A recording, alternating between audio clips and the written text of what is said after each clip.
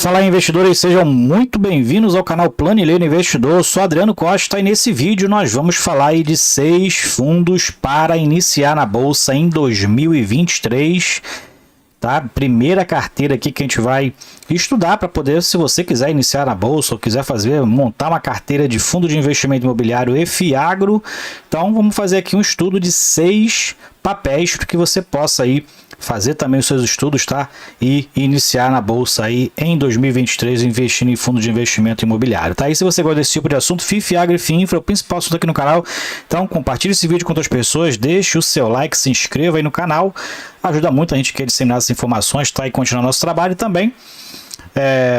Pesquisa aí no site também que a gente faz a leitura dos relatórios, tá? Eu faço aqui a leitura pelo Status Invest, lá que eu vou encontrar essas informações, tá? Não é nenhuma propaganda, não ganho nada com isso, mas é lá que eu pesquiso e faço aí as pesquisas de mercado e também dos relatórios gerenciais, fatos relevantes comunicados ao mercado. E a gente também faz a leitura aqui no canal, tá? Se inscreva lá então. Então vamos lá. 6 fundos aí para iniciar na bolsa em 2023. A gente vai ver aqui um fundo de cada segmento para você diversificar o seu investimento na bolsa, que é muito importante você fazer essa diversificação, tá? Porque os segmentos aí caminham muitas das vezes em sentidos opostos, tá? Então, às vezes tem fundos de CRI, uns investem mais pela taxa DI, que segue mais a Selic, outros investem mais pela inflação. Então, você tem que conhecer essas diferenças aí para você diversificar a sua carteira, tá? E a gente vai ver um de cada segmento, um de cada gestor, né? Um gestor aí para cada um também, diversificando, mitigando esse risco em relação às gestoras, tá? Então, fique conosco, vamos lá então para o primeiro fundo. Primeiro então aqui é um fundo de logística, o BRCO11, Bresco Logística. Então é um FII, tá? Que atualmente no mercado está cotado a R$ 93,41. Uma queda aí, pelo menos nesse ano de 2023, a gente está com uma queda de aproximadamente ali mais de 5%, né? Mas no mês de fevereiro em torno de 1% e 7,05% de desvalorização nos últimos 12 meses, está com dividend yield de 8,6%, tá? Parelho aí com os outros fundos de logística também no mercado. Como a gente vê aqui, nos últimos 30 dias, o fundo chegou a estar cotado ali a R$ 96,00 no final de janeiro, período que ele anuncia os seus proventos, e caiu aí 2,9% até o dia 17 de fevereiro. Se a gente pegar um pouquinho mais para trás aqui, pegar lá os fundos no período de deflação, que os fundos de tijolo subiram bastante, bateu ali próximo ao valor patrimonial, que é R$ 121,00, já caiu desde então 17,3%. Pode ser um momento bom aí para investir no fundo. O fundo tem uma característica muito interessante nos seus imóveis, a gente vai ver no relatório gerencial, e a gente vê que ele está 23% descontado no mercado, e atualmente tem mais de 112 mil cotistas. Eu não sou um desses cotistas, tá? Já fui, não sou mais aí, não está na minha carteira de fundos de logística, e atualmente ele distribuiu aí 62 centavos, e a gente vai ver isso no relatório gerencial, que ele vê aqui, ó, fundo que teve uma vacância, um seu imóvel que tinha uma receita, principal receita aí do fundo, né, a maior receita na verdade, vindo de um imóvel, que foi do Grupo Pão de Açúcar, né, então rescindiu o contrato em novembro, então a partir de dezembro o fundo ele reduziu os seus dividendos por conta da queda de receita, mas o fundo tem imóveis aí bem localizados, a gente verifica aqui sempre nos grandes centros de consumo, né, Sudeste, Bahia, Rio Grande do Sul e Paraná. 67% dos seus imóveis têm característica last mile, 25% da receita vem da cidade de São Paulo, principal centro consumidor do Brasil, e tem uma carteira de clientes aqui, a maioria são imóveis, empresas do setor de consumo, né? Magazine Luiza, Grupo Pão de Açúcar, Mercado Livre, BRF, Natura. Então, a maioria das empresas do setor de consumo, mas tem outras empresas do setor de logística também. A gente verifica que os principais setores realmente são varejo e e-commerce, e bens de consumo. Operador logístico tem aí em torno de 7%, indústria outros 7%. Agora o fundo está bem equilibrado agora, né? Na verdade o Mercado Livre agora é o principal inquilino, né, em relação à receita. 16% agora vem do Mercado Livre, E o Grupo Pão de Açúcar, que tinha ali em torno de 25% da receita vinha do Grupo Pão de Açúcar, agora apenas 11%. E um dos principais fatores também, além dessa vacância atual, é que o fundo tem aí 4% aí da sua receita vem das lojas americanas, que a gente vê que está sofrendo uma recuperação judicial por conta de uma fraude contábil, né? Então, também afetando aí o Bradesco Logística, afetou diversos fundos, não foi diferente aqui no Bradesco Logística, já que ele tem 4% da receita vindo dessa empresa, mas atualmente o que fez também ter uma queda mais relevante foi essa vacância aqui que o fundo atualmente aí teve de novembro para dezembro. Bom, outro fundo aqui é o SARI 11, né? Fundo aí do Banco Santander, fundo de lajes corporativas e logística, então acaba sendo um fundo híbrido, mas eu considero ele um fundo de lajes corporativas e vai ser considerado aqui em relação a esse segmento para sua diversificação, porque ele tem o principal receita vem dos imóveis de lajes corporativas, ele tem um imóvel muito bonito de classe alta ali no Morumbi, né? Que é o principal imóvel aí do fundo. Principal também responsável pela alavancagem atual do fundo, e o fundo está com uma queda muito alta nesse período agora de fevereiro, 3,67% de queda e uma desvalorização de 17% nos últimos 12 meses, está com dividend yield acima aí de 13,3%, e o preço atual de mercado até teve uma subida nesses últimos dias, chegou a estar cotado ali a R$55, eu sou cotista do fundo, aproveitei alguns preços ali a 55,50, como está aqui, ó, o mínimo nas últimas 52 semanas. Aumentei minha posição, que eu gosto do fundo. O fundo está numa crescente aí boa e está bem equilibrado em relação à sua alavancagem. Então, o fundo está bem descontado no mercado, como a gente verifica aqui embaixo. O valor patrimonial do fundo atualmente está 94,11.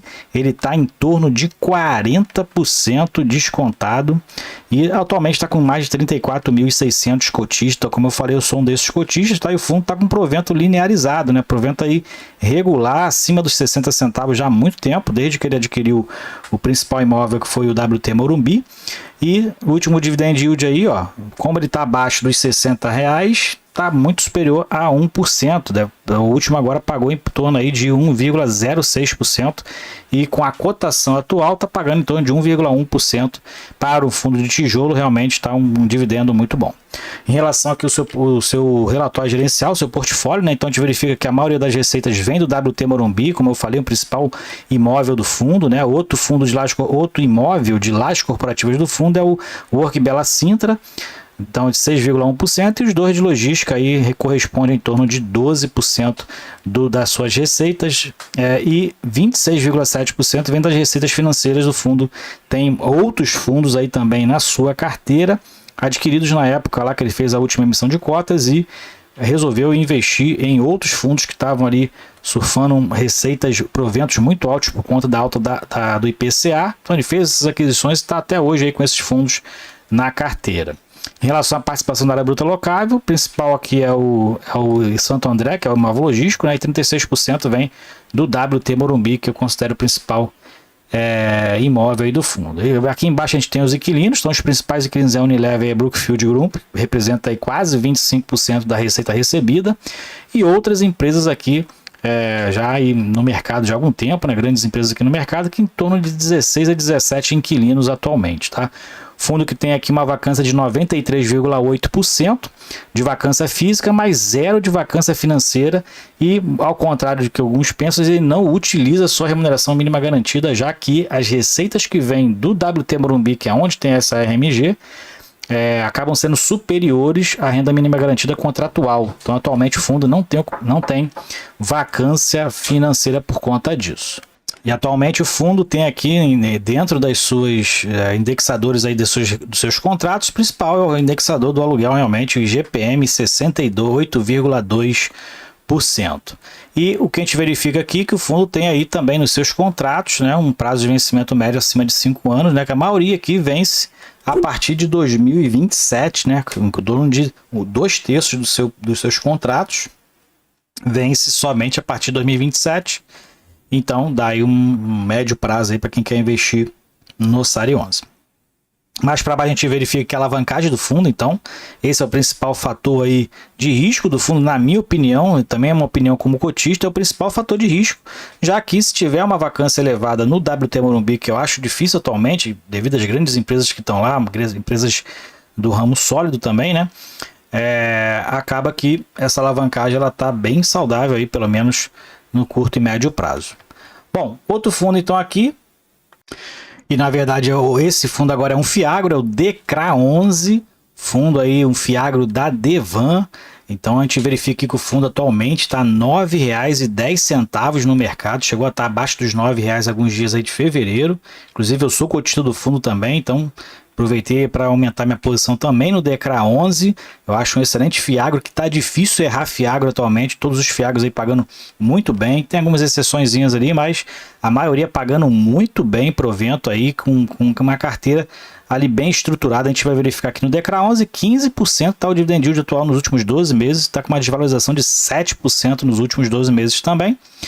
E a gente verifica que o fundo mais para baixo está com um desconto de 5% no mercado e agora está com mais de 10.800 cotistas, como eu falei, são deles, e no último dividendo pagou 12 centavos por cota. A gente verifica aqui no relatório gerencial, o fundo está com uma receita agora de quase R$ 1 milhão, né? A gente verifica que está fazendo aí reserva de lucro nos últimos meses e utilizando muito pouco das reservas atualmente, né? E distribuindo acima dos 11 centavos, a gente verifica que 11 centavos, 12 centavos, 13 centavos, então fundo na base 10, distribuindo acima de 1,20 aí nos últimos 3 meses, tá? Acima de 1,20 de dividend yield com base no valor patrimonial, com base no valor de mercado está acima de 1,30, o fundo está pagando realmente muito bem, e numa média de 17% de dividend yield analisado desde março de 2022 até janeiro de 2023, numa média de 1,33% de provento mensal.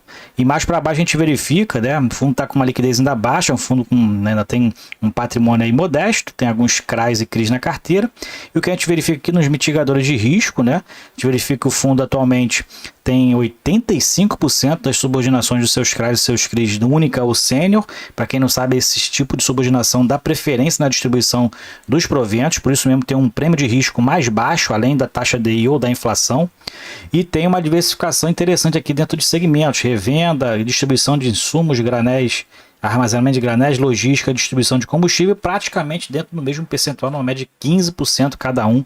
Então o fundo está bem diversificado também nessa parte.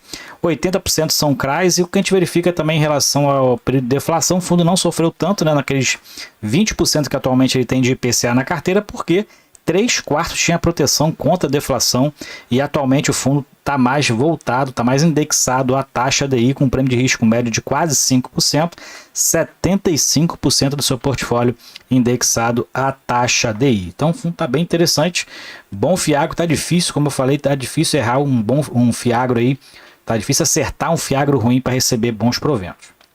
E o próximo fundo aqui é o fundo da Quineia, o fundo DECRI KNSC11, fundo aí que começou, né, investindo principalmente em fundos indexados ao IPCA, mas atualmente está com um equilíbrio legal dentro da carteira, também investindo pela taxa DI, e atualmente no mercado está R$ 85,20, não está tão descontado assim, mas mesmo assim está abaixo do valor patrimonial, o fundo pagando quase 13% de yield, lembrando que esses yield aqui, mas está abaixo da Selic, está abaixo, não, mas isso aqui é isento de imposto de renda, e está com uma desvalorização de quase 10% nos últimos 12 meses, só no mês atual 3,61%. Então, eu também sou cotista do KNSC11, é um fundo interessante que eu gosto muito, e tenho aproveitado esse preço de mercado também para aumentar a posição, já que ele está um pouquinho abaixo. É difícil ver esses fundos da Quineia abaixo do valor de mercado, né? Na verdade, esses fundos da Quineia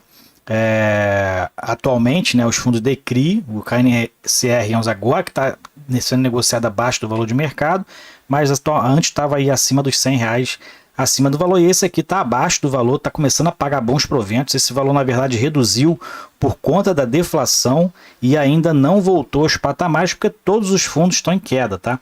Atualmente tem 87.500 cotistas praticamente, então tem aí uma boa quantidade de cotistas aí no mercado, é um dos fundos com uma melhor liquidez, a gente vai ver isso aqui, e já começou a pagar novamente acima de 1,04 aqui, R$1,04, 1,18 foi o último, e estava a cotação base 87,88. Então o fundo voltando a pagar bem aí, e provavelmente vai aumentar de preço, né? E pena que a gente vê aqui no relatório, o fundo com mais de 1,1 bilhão de reais em patrimônio, tá? Fundo com uma liquidez de 4,11 milhões no último mês. E se a gente for pegar com base no patrimônio, é um dos fundos mais líquidos aí no mercado. Claro, um dos fundos mais líquidos por exemplo, é o KNCR11, fundos para investidores em geral, né?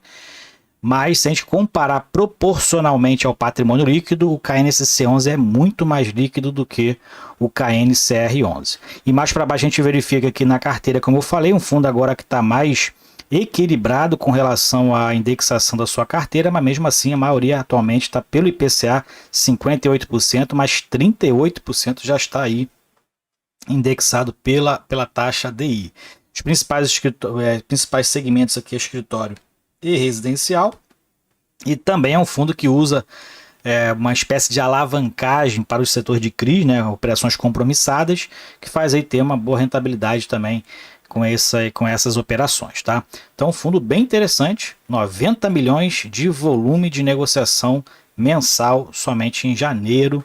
Muito interessante, também tem uma diversificação muito grande dentro da sua carteira, fundo que paga aí bons proventos e começou a pagar abaixo de um real aí, por conta da deflação, como a gente verifica aqui a partir de julho, mas voltando a pagar agora acima de R$1 e tem uma carteira bem diversificada, como a gente verifica aqui, ó, muitos CRIs na carteira, 63 e outros poucos FIIs aqui na carteira, além da aplicação de caixa. Então, fundo interessante, tem na carteira, não é uma indicação, mas é realmente um fundo muito bom.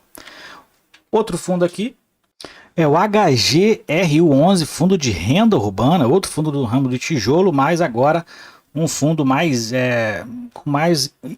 híbrido, vamos dizer assim, mais do segmento de renda urbana, um fundo.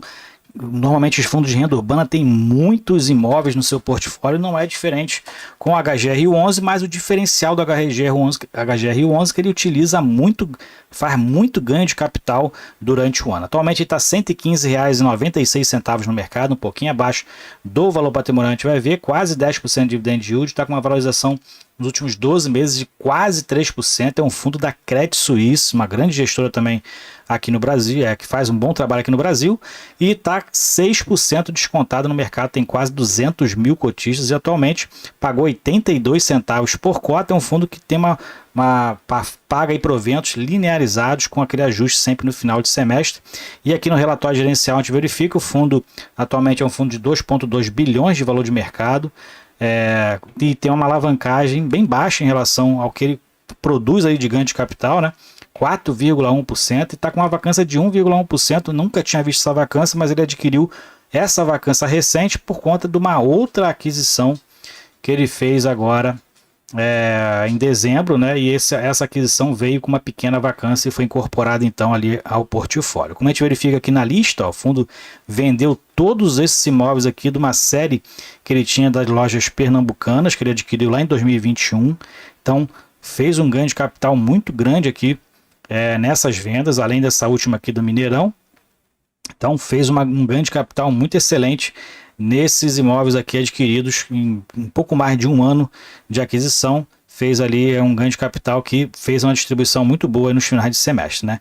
É um fundo que tem aqui mais para baixo, a gente verifica aqui que tem uma receita bem estabilizada, mas por conta desse ganho de capital o fundo acaba fazendo distribuições muito superiores ao que ele costuma distribuir mensalmente, porque ele faz normalmente, como eu falei, distribuição linearizada, como a gente verifica aqui, e no último mês ele ficou muito acima da sua receita potencial, e aqui essas distribuições linearizadas e sempre com ajuste no final de semestre. Ele fez o mesmo agora no mês de janeiro.